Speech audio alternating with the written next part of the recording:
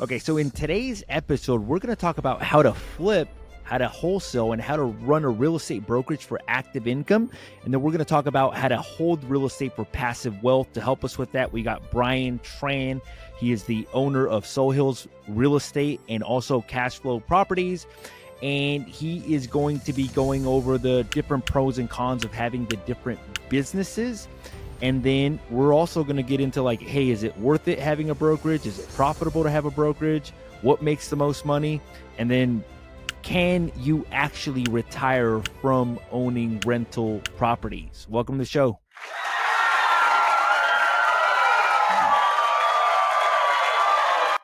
They just kept Happy to going, be man. on. I love it. I love it. Happy to be on, man. It's great. To get on and share what I love and what I do every single day. I'm blessed, and so I want to just maybe today really give the viewers and the listeners something to strive for and know that you can make a lot of money and all those things you just brought up. I love it. So we were just talking off camera how we actually met back in the day in 2013. We both would go to real estate events where they would teach us how to help people buy and sell. And then we talked about how like we made a little bit of a transition from like only thinking like a realtor, like almost like having like blinders on. And then we started opening the horizons to like investment. And it's rare that a real estate agent has a decently large real estate portfolio like you do or like I do. So can you walk us through that journey? Like, okay, like what did your business look like as a realtor? And then at what point did you make the transition and started holding properties, started flipping properties? And what did that look like for you as well too? So actually, the reason I got into being a realtor way back in like 2013 was because I wanted to own properties. It was never to be the top realtor, right? Mm-hmm. I just needed to do something that would make me a lot of money. And obviously, real estate was commission based, no ceiling. You can go out there Mm-hmm. with no college degree, be young, and go and close a $500,000 or make $1 million a year in Yeah. commission income. And so that was the vehicle. To me, real estate sales was always just a vehicle. And I knew that I wanted to own rentals, but I didn't know, obviously, all the other creative ways that we're going to talk about in this episode on how to own rental. I just thought go to the bank, get a loan. This is your mortgage, this is the rent, and then you keep the rest, right? And just with that simple philosophy, I was like, dude, that's what we're going to do. And I joined Mike Ferry, and the organization we were talking about was because you got to up your skills. I think a lot of people want to own rental properties, but they don't know how to make money. Well, I'm gonna tell them right now, like you need money to own real estate. Mm-hmm. You got to go out there, you got to make some money. You can do the seller financing and all that stuff, but it's slower. The best way is get a skill, get an active income, and then when you have a big tax problem, go buy a bunch of rentals. It's gonna help offset it, put more money in your pocket, and set you up for a really good and bright future. Yeah.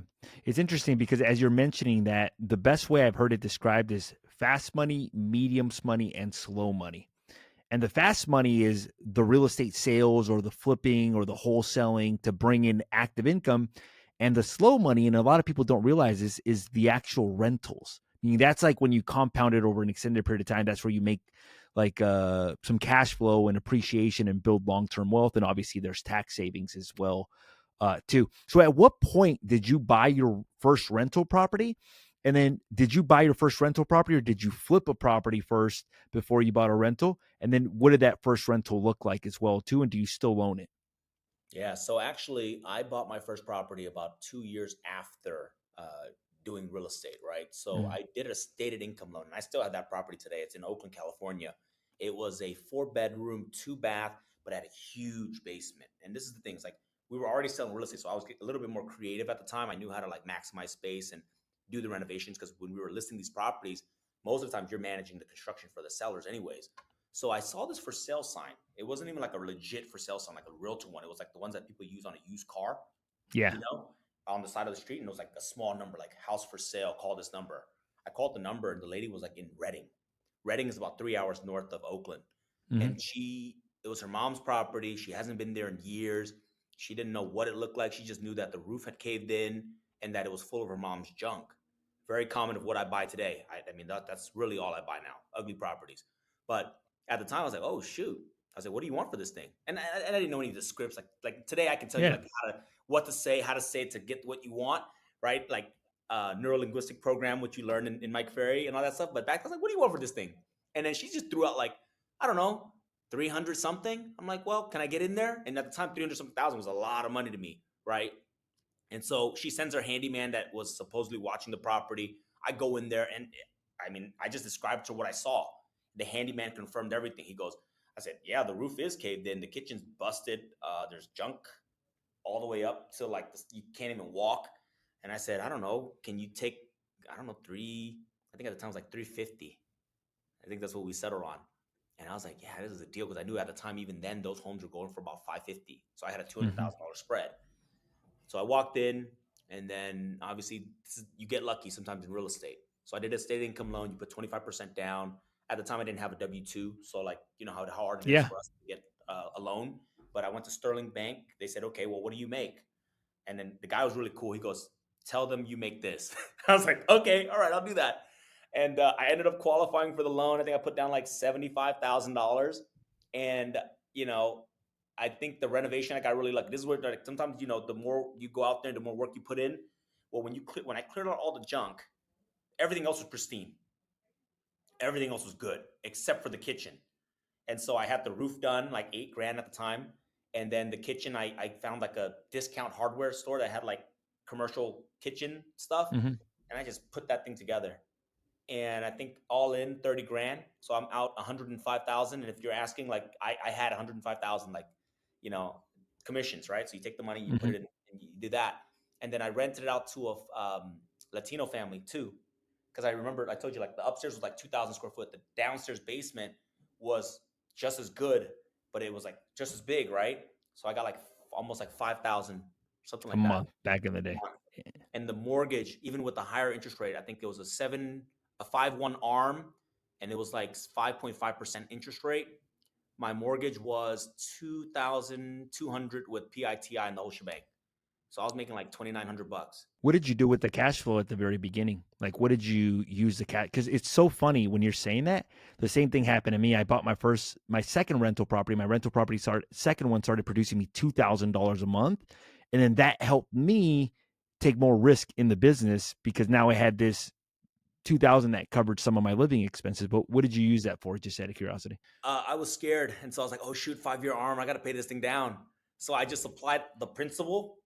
Like I just paid off more of the principal every single month. And I was like, because 5% was scary, you know, like, oh Yeah, shoot. I mean, at the time I didn't even have like a car note, you know? So I was like, oh, this is expensive. Like pay it off, pay it off, pay it off. And then well, shortly after that property today, ended up building an ADU in the back good for you. because Oakland allows you to build ADU. Yeah, That was $185,000 to build. It's much more expensive now, but at the time, like built it for 185,000, 2 bedrooms, 2 bath, 800 square feet, and then I rented that one out for 2,500 till this day, still 2,500 bucks. amazing. And then there was a garage in the back. I converted that garage, like it's a deep lot. Hmm. I converted the garage into another 2-1, and then I'm getting 2,400 for that. So today I'm getting well, the rents went down in Oakland a little bit, so I'm getting 4,000 for the front, 2,500 for the middle, 2,400 for the back. And then you're probably thinking, well, your mortgage is still 2,000. No, check this out. This is the beautiful thing about real estate and why you can get rich.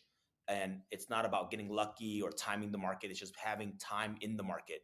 Well, guess what happened when 2020, 2021 rolled around? Interest rate dropped down to 2.5, 2.7%. I ended up refinancing, not pulling out any equity. I should have pulled out equity, but we can go into that why I want more paid off properties. But I ended up owing at the time. I think my mortgage right now is only 185,000, the balance. So my Nothing. mortgage is $868 a month. Hmm. So I'm bringing in almost like what 9,000 a month, and I'm only paying off like 800 bucks. So I'm making like 8 grand Yeah. minus property tax, so probably like 7 grand. Call it 7 grand because they reassess me so many times, but about 7,000 a month just off that one property that I bought for 385. So let me ask you this. We talked about this off camera, like, and I feel the same way. There was a couple of things that I learned later on in my career that had I known at the very beginning of my career, I think I'd have a much larger, and I'm happy because we own a decent amount of real estate, but I think it would have been a lot larger had I known what I know now. What are some of the things that you know now that you wish you would have known when you got started? and how would that have impacted your career as it relates to rental zone, flipping properties, etc.? Obviously we were realtors, and so I would go out on listing appointments all day, and I would find these properties and I would sell them to investors because I thought that I didn't have the money, right? And also, I probably had a limiting mindset because I didn't come from money, and so when you buy these $1 million properties, it scares the crap out of you. And I think a lot of people can relate because I talk to a lot of people today, and they're like, "Man, I can't imagine buying $1 million property." But once you understand that it's just numbers, and that as long as you run the risk and you do your analysis, and if the numbers make sense and there's money to be made, you take on the deal.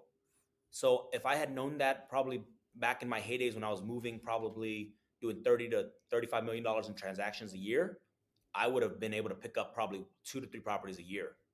And you multiply that by I got out of the real estate selling about 3 years ago. So 7 years of that, I probably could have owned like 20 more properties. Well, even then, like I believe that those programs or similar programs were available when we got started. At least in my opinion, we just didn't know about them. Meaning, like we had that limiting belief that if you don't have the $500,000 in cash or the $700,000 in cash, you weren't going to be able to capitalize on the opportunity. But it wasn't a lack of resources; it was more a lack of resourcefulness. Like me, meaning we didn't know that information. I didn't know about hard money lenders, or I didn't use a hard money lender probably till 2017. I was already like 7 years, 6 years into the business when I used a hard money lender for the first time. So, and then I had to learn that game, but it was interesting. Okay, let's get into the brokerage side. So, what did your career as a real estate agent look like? And then at what point did you decide to open up the brokerage, and why? Yeah, so it never started off as owning a brokerage. I always thought that at best I'd have a team, Mhm. right? Because that's what I saw around me. I've been at Vanguard Properties in SF. I then went to Climb, Paragon, Compass, and we at the time I was like, it's just going to be a team. The Brian Tran at the time I had my partner Alex Hahn, so it was the Hahn Tran Group. And what ended up happening that made us want to spark and open the brokerage was that I mentioned all those brokerages. It wasn't because we kept jumping around. It was because they kept getting acquired, right? And when things get acquired, things change. For example, when we were at Climb, it got bought out by Coldwell Banker, and the whole energy changed. Like I like boutique. Boutique is because like it's family, you can do business together. It's a lot easier, less corporate. And so that's when we left the Paragon. Paragon, same thing. They got bought out by Compass. And what did it for us was that when we were building the team, our team some of our team members started to rise up and do well and be very good agents. That they were like, I'm going to do this on my own, right? Happens a lot. That's fair. I don't want them to just be under us. But at Compass, you're kind of limited because unless you're under that group, like you can't really give them a higher split because you're on a split already. Yeah, And so that's when we approached a company called Side, and then they were like, you can build your own brand and kind of like an EXP. And we basically did that. We jumped on, created 50 Hills Real Estate, and then that's when it kind of just organically grew. And now we have 70 agents or so on track to do 350 million this year. it's So, amazing. but again, it's not. I would say it was never the intention of opening the brokerage. It was more just like the life kept pushing you around. And it's like, all right, you know what? Enough of this. Like, let's go somewhere where we make the rules, we run things how we want to run it, and nobody gets in our way, right? Yeah. With corporate is hard. Yeah.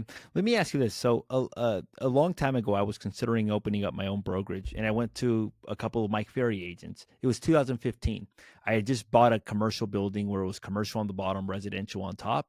And I was like, hey, look, I'm doing this amount of business at the time. And I went to like Greg Harrelson, Michael Young, and several people. And I'm like, hey, I'm considering opening up my own brokerage. And they basically strongly recommended against it. They basically said, "Hey, look, like having a brokerage is fine. A lot of times you're going to make a lot more money as a real estate salesperson or like having like a small team." Is that true? And what has been your experience from a realtor to like owning a brokerage as well too? Meaning like, is it more profitable to own the actual company or is it more profitable to be extremely productive agent?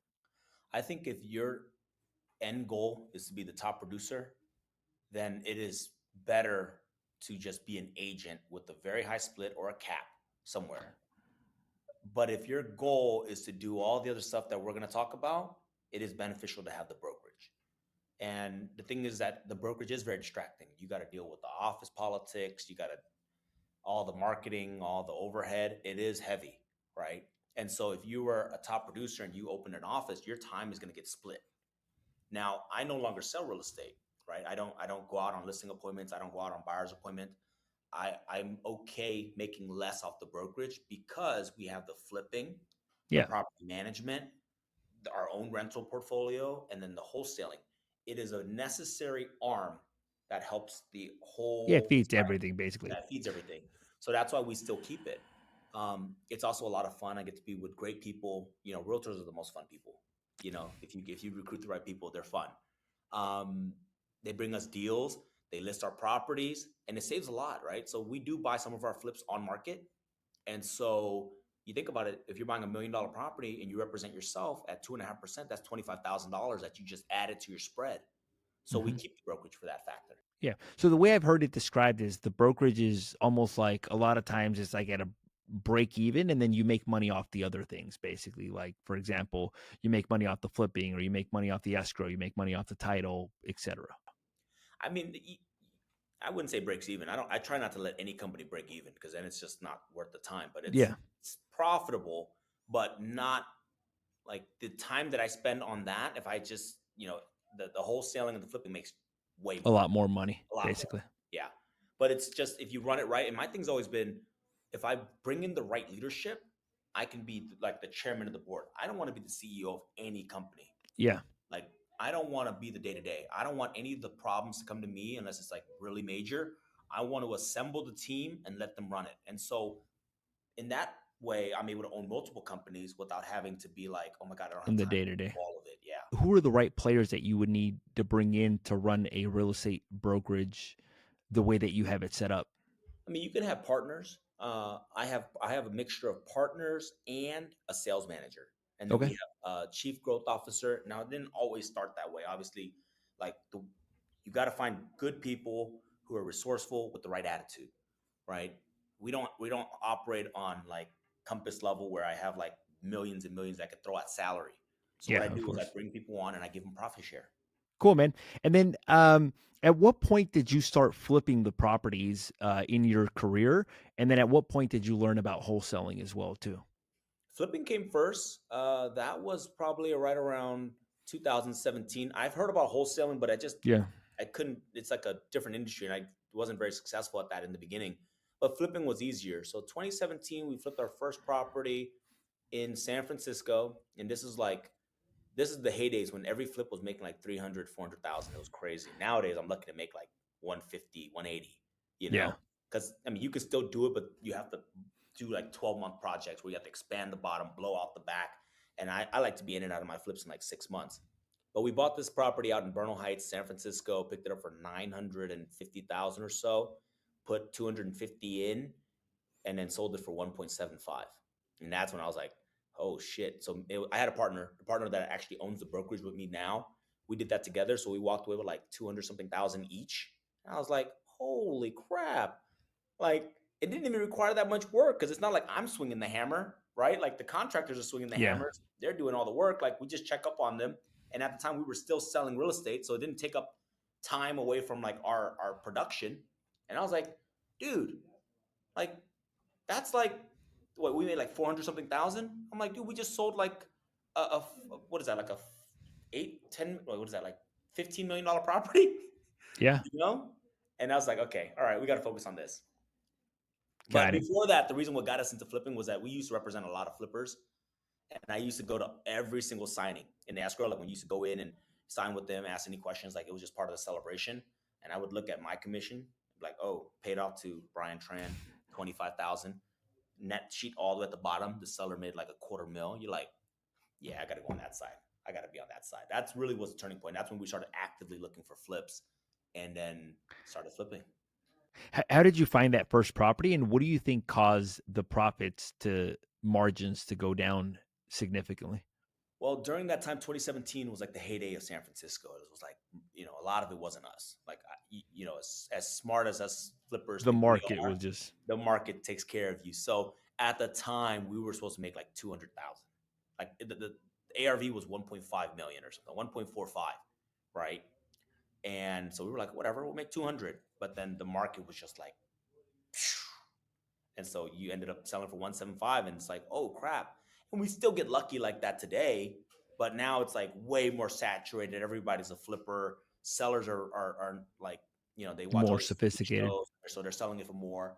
So we do pretty well now, but we just got to make sure that we run a tight ship, never go over budget, we don't over speculate, and then every now and again we do get lucky. Like we just sold one where we were supposed to make 150, we ended up making 250. Well, it's interesting because it actually takes a lot of maturity for you to say that. A lot of people like want to take credit for it. Like, so what was happening, like, let's say in 2020, if you were flipping or if somebody was flipping properties, they could have bought it wrong to the point where they weren't going to make any money. But because the market is increasing so rapidly, they end up making $100,000, not knowing that it really wasn't them being good at flipping properties. It was just a result of the marketplace. So when the marketplace shifted, that same strategy no longer worked because they weren't buying them right, basically. So I think it takes a lot of maturity to recognize in some cases, hey, look, it's not all me. Like obviously, like we know certain things and we've got really good underwriting skills, but in some cases, the marketplace has actually helped us, basically. That's a very dangerous spot for a flipper to be in. When you Yeah, think that it's your product or your design that made you all this money, that's a very yeah. dangerous place to be. And I think a lot of flippers got wiped out. Oh, And I see 100%. it. I mean, I see it now. I'm like, these guys all went and got back jobs. And at the time, they were like, you know, I was always pretty conservative. By nature, I'm a little bit more conservative, despite what people see on social media. Like, I'm always like, let's be safe. Then like I don't want to be big and like just do it just to be this hot shot, right? Let's just calculate this is what we want to make, stick to our standards. If it doesn't fit, walk away. We walk away from a lot of deals. And then I got flippers that come back to me in the beginning like, "Oh, look, like that one you passed up on, I made this." And I'm like, "Damn, that sucks." But you know what? It taught me to stick to my gut because then what happened when the interest rate went up to 7%? All those flippers came back to me trying to sell me their deals. I'm like, you're going to take $100,000 hit. Otherwise, I'm not going to buy your flip. And guess who was laughing at the end? So just go slow.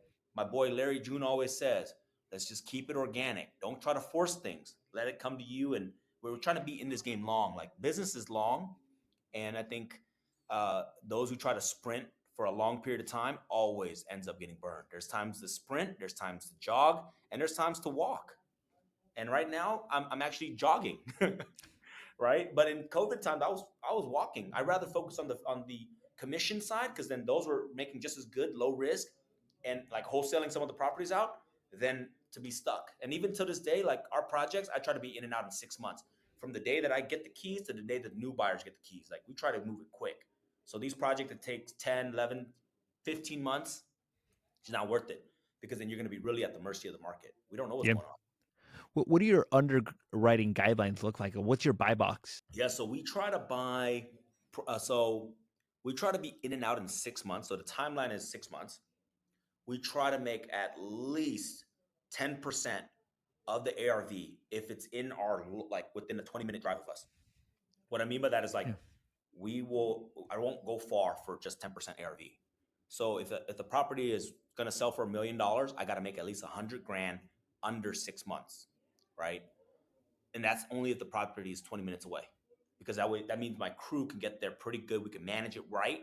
But if I have to Yeah. go at least 45 minutes out, that number goes up to 15% of ARV because now it's like I know that if you're not watching these projects, contractors get lazy, people mess up. Even to this day, the contractors that we use, they do the same on all our projects, but sometimes their crew mess up here and there, and if you don't catch it early enough, you're going to spend money to redo it. Yeah. So that's that. And then also we don't do expansions.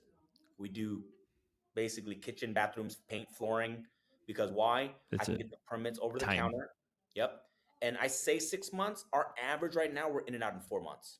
But like six is a buffer. The reason why I put six is because, for example, right now is June. Any property that I buy, let's call it 3, 4 months of construction, is going to put me in October, sometimes in November market. I got to factor in another Mhm. 2 months of holding costs because November and December, I get the worst luck. I never sell properties for what I want, and so you have to end up holding it for January. So we kind of keep to that box. Got it.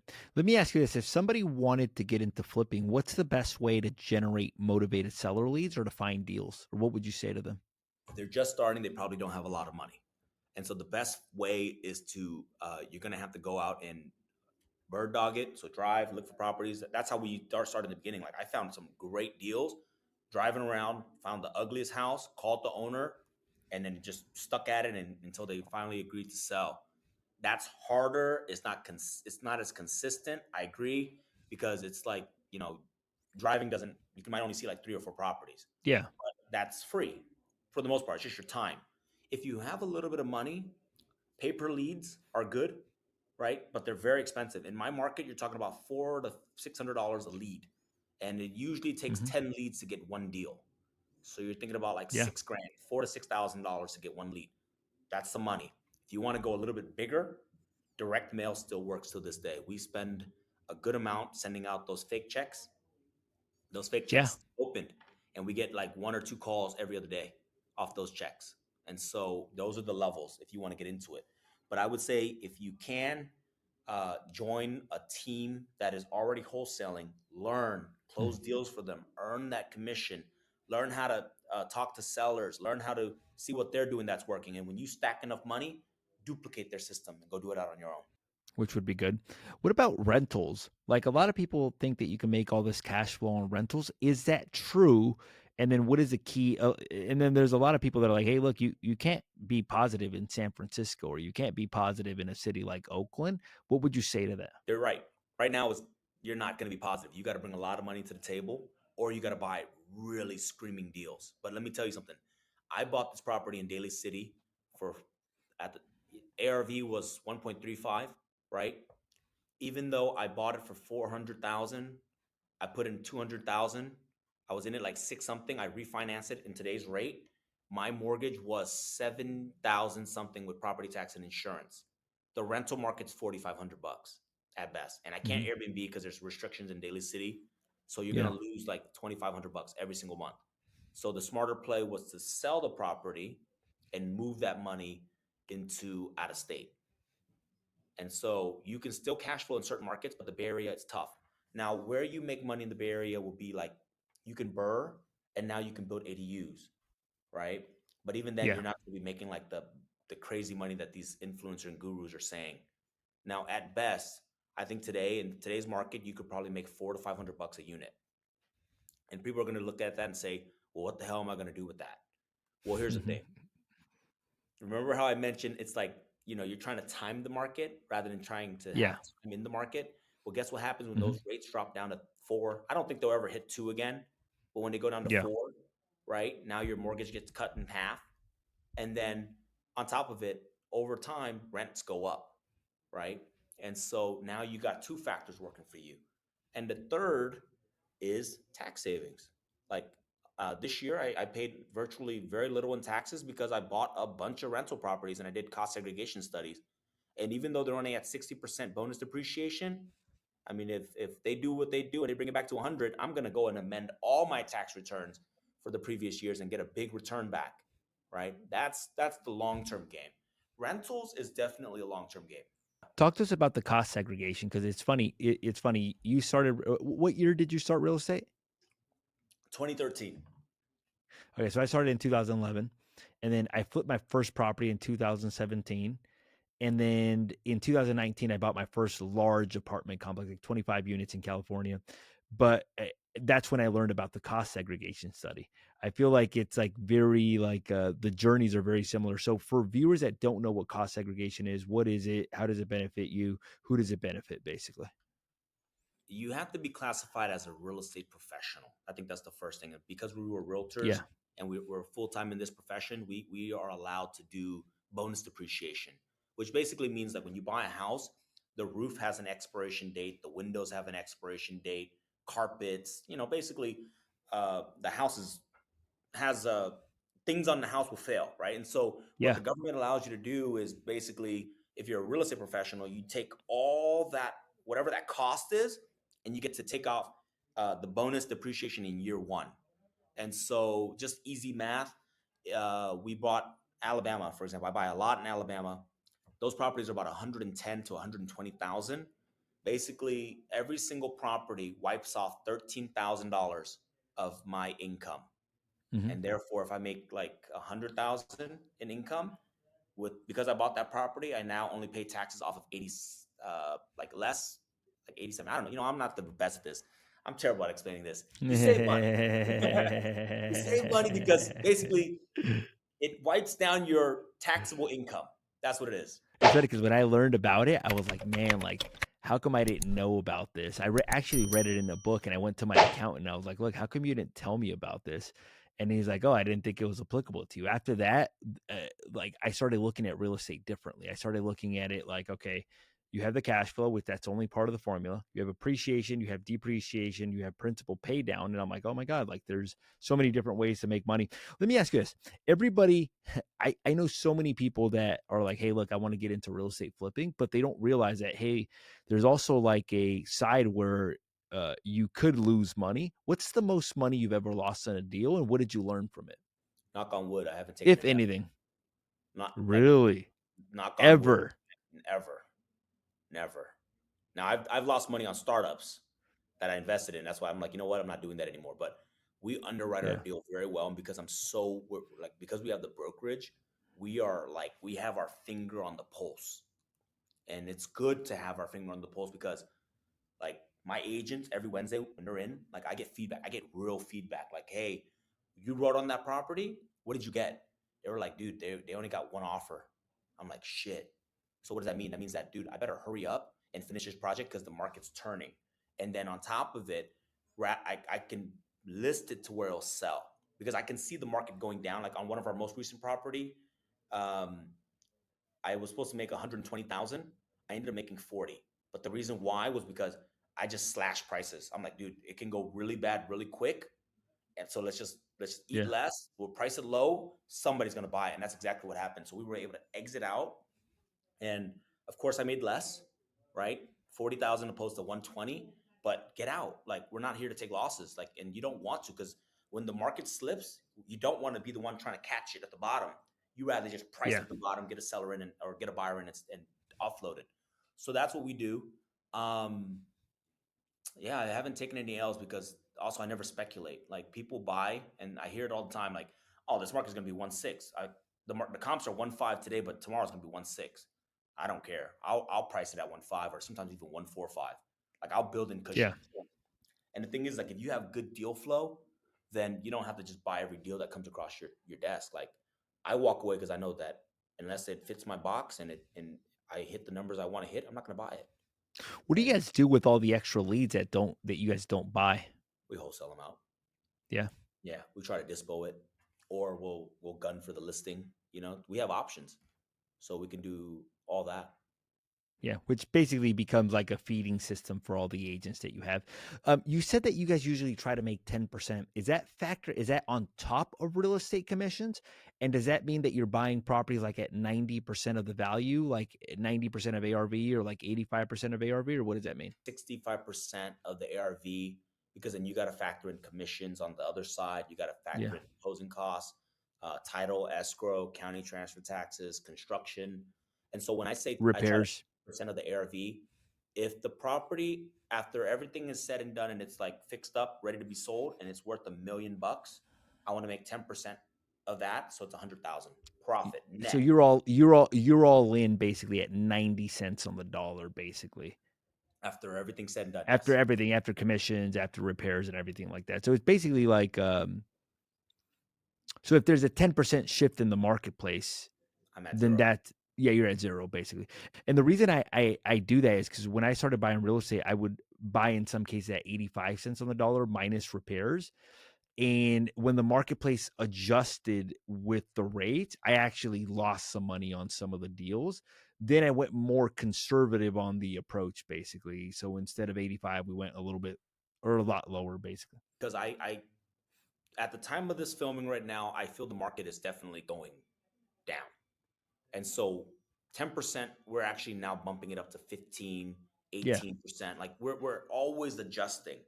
That's what we were doing for the last 2 years, 10%, because the market was kind of going Yeah. back up.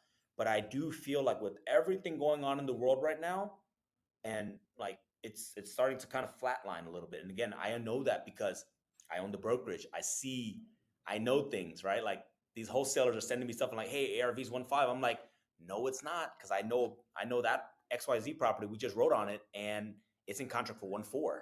So that's the new comp. So we can see that. And so that allows us on the wholesaling and on the flipping side to to adjust make better our, decisions. yep, yep, to like lower that. So we're going to have to buy things at deeper discounts now. What does your process look like? Like, let's say a lead comes in. What does it look like? Uh, a lead for the flips Flips, yeah. Lead comes in. It's off. It's direct to seller. Let's say it's direct to seller, not through like a real estate agent. goes to the acquisition manager. Okay. So he's out in that room over there, Yeah. goes to him. He picks up the phone. He tries to set the appointment, right? That's the main thing, just gun for the appointment. And then while he does that, he gathers all the information. We put it in our numbers, and then we go out there and we try to buy it for the number that we set. If it doesn't work and they need a higher price, then we either offer to dispo it via listing or wholesale. Who does the underwriting for you? Like, meaning who does the like comps and all that? The acquisition manager. What's your role in all of this? I put the team together and I make the decision. I I gave them, I love it. I basically love put it. them all together. Like these guys weren't like, it wasn't like I poached these guys from like other wholesale companies. Like these guys were just regular Joe Schmoes working like engineers, realtors. And I'm like, look, let's do this. Like put up some money. I'll invest in the office and all that stuff. Let's put in some Yeah. work, you know? Like I'm very much a grassroots kind of guy. Like I like now I'm getting better because now I have extra money. I'll hire the best, but I still look for talent, like raw, gritty people that just have that hunger, and then we put What them do you all. look for? What do you look for when you're hiring? Obviously, like it sounds like there's certain things that you look for. They gotta have no ego. That's the first, because then it allows them to be coachable. And Hmm. then you gotta look for people that are just kind of uh like they don't make up excuses as to why they can't do stuff. Like hey, if and I ask them during the interview, and then obviously we have a probation period. I'm like, I just throw them out there because I don't have like a playbook where like line item A to Z, right? Yeah. Sometimes you got to figure stuff out, like, and I'm not sure that's the best way, but dude, I like people that are like resourceful Yeah. and that just goes in and put in the work. Like I'm an office guy. You show up to the office Monday through Friday, right? Like you can't work from home. Not with me in the beginning, because then you got to be around it. You got to be able to ask questions, learn, Yeah. and then like the ones that come out and show up every single day, even when you don't make a dollar, are the ones that usually make it. But I burned through so many people that just say that they're hungry, say that they want it, but you'll know after a week if they show up and they call for 8 hours a day. What are some of the red flags that you see? Talk too much, talk a big game. Like if they come in here and they feel like they know more than whatever, I'm like, dude, Yeah. then if you knew that much, you would have everything I have. You know what I mean? So, they just gotta come in with like that Humble. humble, want to learn. And they might be, I got some people in here that are killer on the phones, but they didn't come in here like, I'm the best, I'm the best. Like, all right, prove it, bro. Like, we're not gonna like, let me hear you. You got to ask them. I can just throw some ejections. We can live role play right now, and I'll know if you're the best. And so that's kind of what we do. And a lot of it is like, are they just good people to be around? Like look at their life. Yeah. Like they don't have to be rich or stuff like that, but they just got to be genuine, have integrity, coachable, and then it helps if they're family oriented. It really does because we're a Oh, family here, and like we eat together, we'll go party together, we'll do the whole thing. But it's like that helps because that means that they want to be here. And when you're here and you're having a good time, nothing's gonna stop us. yeah. What about contractors? How have you gone? What has your experience been with good contractors, bad contractors? We go through GCs. I know a lot of flippers they try to sub everything out, but when you sub everything out, you basically become the GC. Now you can Yeah. save. Don't get me wrong. You can save 30, $40,000 a project, but for me, like I'd rather hire a good GC that manages their crew so that I can just find more deals, right? Yeah. Because I don't want to go just all to the job sites. Now we do have a project managers that make sure that when it comes time to doing the finish work, that they design it correctly. But Yeah. other than that, like we're pretty hands off. What we look for, I always tell people, if you want good contractors, you got to be around other flippers because the chances are they're not feeding these contractors as like busy enough. You know what I mean? Like Yeah. for us, our contractor only works with us because dude, we got like any given time they're working on 6 projects. Like it doesn't stop for us. Like we're a volume. Yeah. We're ramping up the volume, but most aren't. And so go talk to the flippers, see who they're using, go visit the job sites, go check the work, and then ask the people that they're working with, like, yo, how responsive is this guy? Like, what kind of systems does he have? Like, our contractors are really good because they actually like run things through QuickBooks. They run their show like a real business, Yeah. not like giving me a bid on a lined piece of paper. You know what I mean? Like that's kind of a sign. Like typically they know how to bid things correctly and not a lot of change orders. Like that's what you got to look for. And you learn that by just asking who they're working with. And those are some of the questions you have to ask. Like, does he hit you with a lot of change order? Because sometimes they can bid you cheap. Like that's not what you want. The problem with bidding cheap is that when you open up these walls and electrical needs to get redone or there's a plumbing, like we just have to redo the whole plumbing in one of our projects, right? Like that they should have known because they should have ran a camera down. But like, are they hitting you with change orders after change orders where that cheap bid is no longer cheap? It's like up there with everybody else, and their quality sucks. So think Yeah. about that. I think referrals the best. Referrals, hands down. That's how we found these guys, and then we tested them From on our. other flippers, basically. Yep. It's funny. I joined that group. I think in 2021 or something like that. 2022. It's been life changing. Yeah, that group is amazing. Yeah. Good people. Like we jump on the calls. Well, my team jump on the call. I can't jump on all these Zooms, but it's like, hey, I'm struggling with this. Like, okay, do this. It's faster than trial and error. Oh But of yeah. course, that group's not cheap. So again, if you're a new flipper out here, there's levels to it too. You got to just make sure you just get a couple wins under your belt and save up that money Yeah. because that group is like 30 G's a year. Yeah, not only that, but I think you have to have certain qualifications to be a part of it, meaning like you have to do certain amount of volume or own a certain amount of rentals as well too. Um, what are your thoughts on private money? Even now with our flips, we don't flip with any of our money, like zero.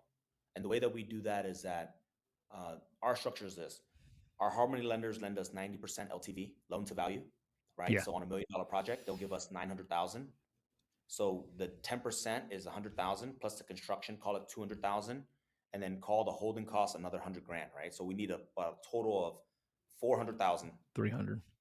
Well, Yeah, yeah, well, holding costs too. So I yeah, actually everything.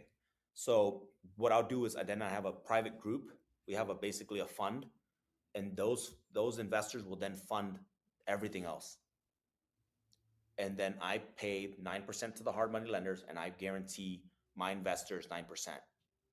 And I built that all into our calculation before we buy a flip. And so I'm literally flipping with zero of my own money now. yeah, which is amazing. What? How did you develop the relationships with the people in the group?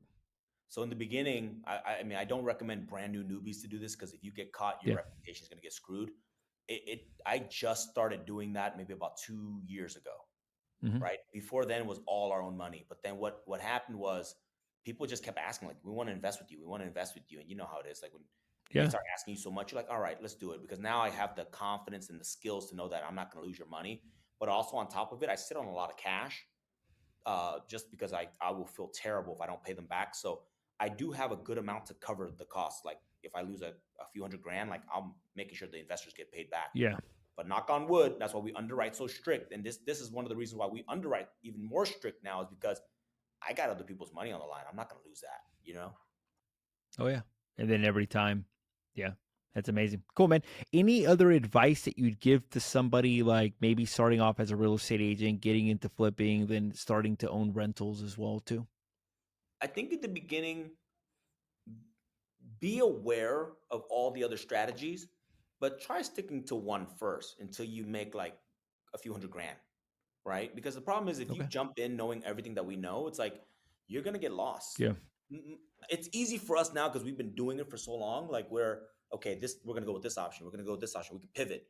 But I think if I were to do that in the early days, I would be so lost. Like you wouldn't know where to focus in and hone in on, right? So do one thing first and then implement wholesaling or implement flipping. But if you try to do all of it, your Yeah. time is just, I'm lucky. I built teams, right? But most people in the beginning, you're not going to have be able to influence people to join your team because you don't have any wins or you don't have any credibility, right?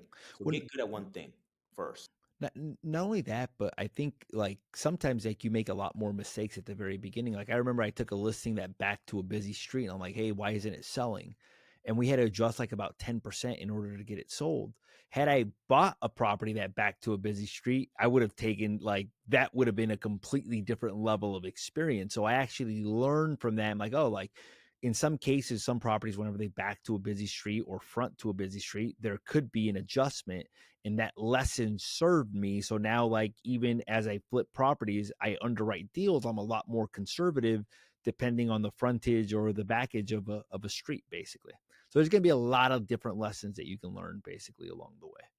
Get around good people too. Get around like the coachings, the communities, and that yeah, if you can go work for somebody like you or me, right, that actually has time to teach you and learn, like that's the best.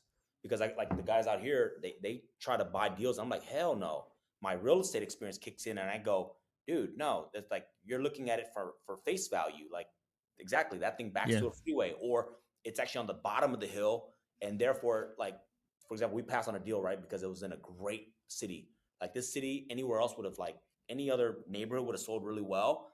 It was a 2,000 square foot house, but here's a kicker: 4 levels.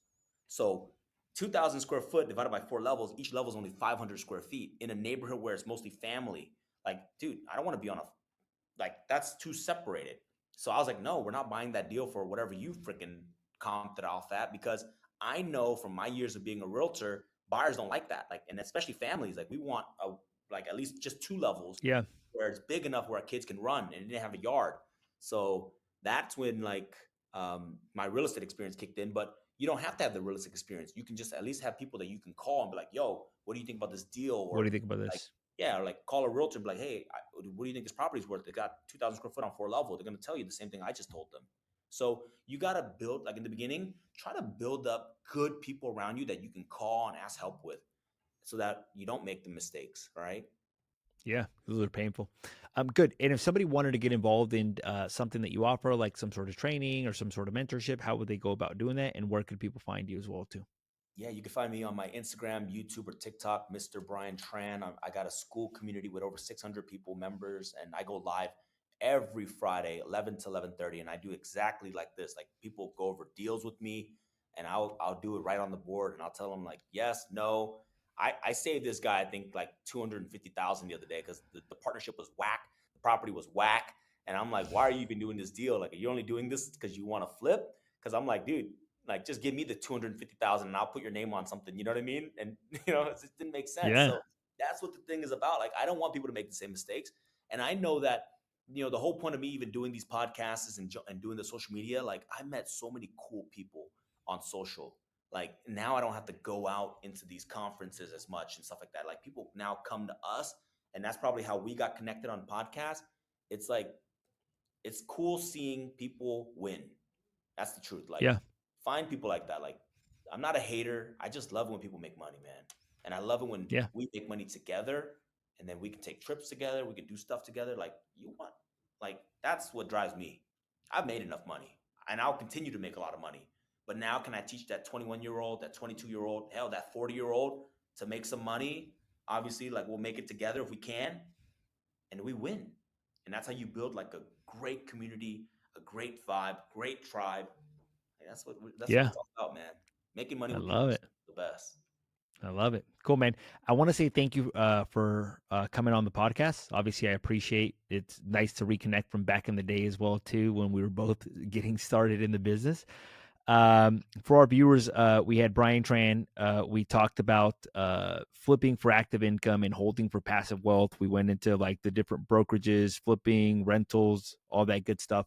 If you've enjoyed this episode, make sure to hit that subscribe button. If you feel that this episode will be helpful, make sure to hit that share button. Thank you so much, Brian. Appreciate you, man. And to our viewers, until next time.